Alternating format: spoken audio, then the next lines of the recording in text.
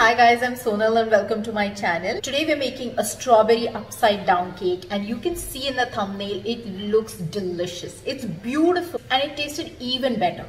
And trust me on this one, you guys have to try it out if you can find fresh strawberries.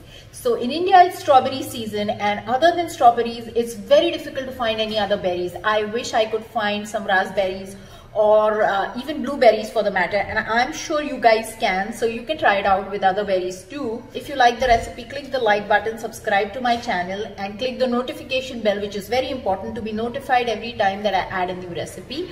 And let's go ahead and watch the recipe then. So I have about 12 strawberries. These are medium-sized strawberries which have been washed, and I'm wiping them clean, and I'm going to slice them as such. So you want to make slightly thick slices, so about 4 slices from each strawberry, and I'm going to do that to a few of them. And now what I'm doing is I'm placing them on the bottom of my cake pan. So I've lined it with parchment paper. What you do is cut a circle of the parchment paper, which is the size of your bottom of the baking pan, and butter it up a little bit and stick it to the bottom. And I've also cut a strip which goes on the side so that the cake doesn't stick on the side either. Also, my pan is a little damaged, so I don't want my cake batter touching my pan. Now what I've done is I have placed strawberry slices at the bottom, and you can see I've tried to arrange them nicely, but this is going to get cooked and not going to be seen that clearly, so it doesn't really matter. After I place the strawberries, I forgot to show you is I put some gelatin and some swerve. So the gelatin will kind of absorb the juices, and once you cool the cake down, it's going to hold on to the juices and give it a glistening shine on top. And the swerve obviously is going to make it slightly sweet. So I've used 1 teaspoon of gelatin, 1/4 cup of swerve, and a pinch of salt. Now let's make the cake batter. I have 1.5 cup of almond flour,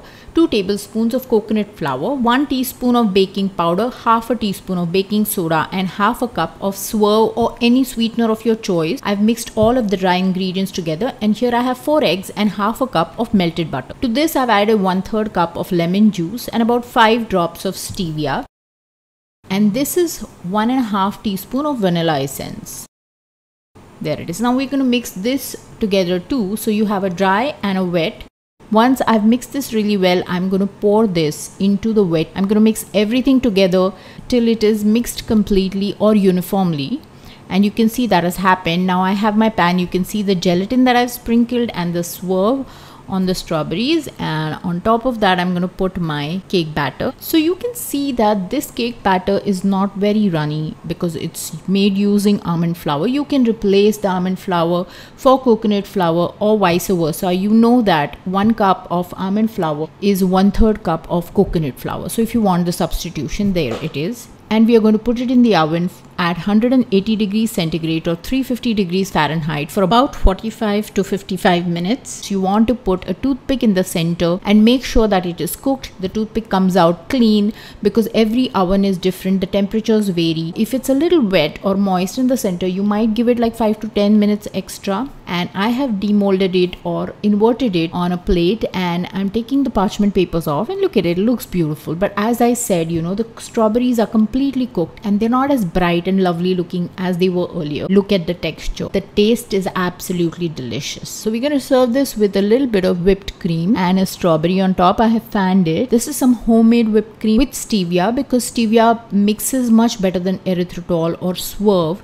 in a cold mixture. I'm going to put some fresh strawberries right on top to give it that beautiful bright color and the freshness from the taste of the strawberry too. In this case I have sliced them really thin because they are more for aesthetic, but you don't want to increase the carbs. So these are about, I think, 3 strawberries. I'm placing them in a certain way. You can place them as you want. I've tried to put the cut side up most of the time, so you see the white and the red, the natural pattern of a strawberry, and you can catch that beauty in your cake. I hope you guys like the recipe and will give it a try. Let me know in the comment section if you did.